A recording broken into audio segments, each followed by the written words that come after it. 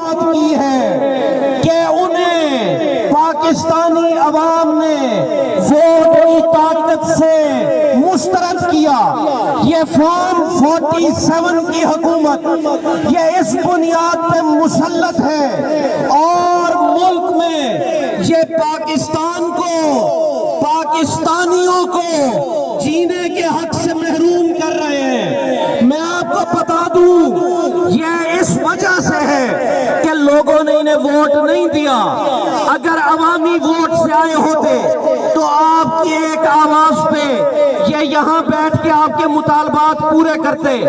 ہم پاکستان تحریک انصاف، عمران خان آپ کے ساتھ ہیں انشاءاللہ، اور جمعہ والے دن پاکستان میں قومی اسمبلی کی کارروائی پاکستان تحریک انصاف پاکستانی اداروں میں بے روزگار ہونے والوں کے نام کرتی ہے۔ ہم آپ کا مطالبہ لڑیں گے انشاءاللہ۔ پاکستان میں یہ 80 سے زیادہ محکموں کو ختم کرنے جا رہے ہیں اور تمام لوگ جو بے روزگار ہوں گے، ملک میں پہلے مہنگائی کا آفریت ان کی وجہ سے 150 روپے کا لیٹر یہ 250 روپے پہ لے کے گئے، ڈالر کو بے وقت کر دیا، پاکستانی اکانومی کو برباد کر دیا۔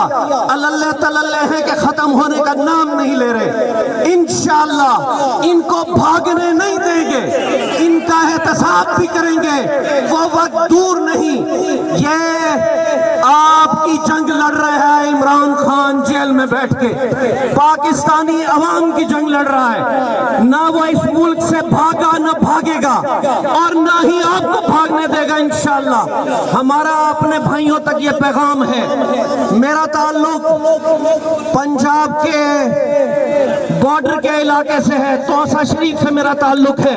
میں اپنے بھائیوں کو بتا دوں میرے حلقے میں بھی دہشت گردی سے لاشیں آئی ہیں، ہم نے اپنے بچوں کی لاشیں اٹھائی ہیں۔ یہ اور کتنا نقصان کرائیں گے اس ملک کا۔ میں ملک کے اداروں کو بھی یہ پیغام دیتا ہوں کہ خدا را ملک سے ان کی جان چھڑائیں، ہماری جان چھڑائیں، اور آنے والے وقت میں پاکستان نے جس کو حق حکومت دیا اس کے حوالے کریں تاکہ کوئی عوام سے بدلہ نہ لے۔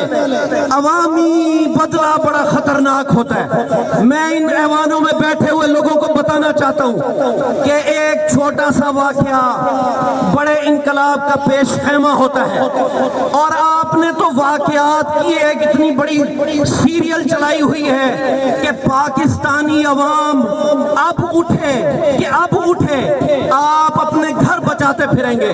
ہم آپ کے ساتھ ہیں، پاکستان تحریک انصاف کے تمام کارکن آپ کے ساتھ ہیں۔ میں اپنے تمام بھائیوں کا، یوٹیلیٹی سٹور کارپوریشن کے تمام امپلائیز کا اور یہاں پہ موجود تمام حضرات کا شکریہ بھی ادا کرتا ہوں۔ آپ پاکستان کی جنگ لڑ رہے ہیں، ہم سب اس جنگ میں اکٹھے ہیں، اور آخر میں نہ وہ باغی نہ غدار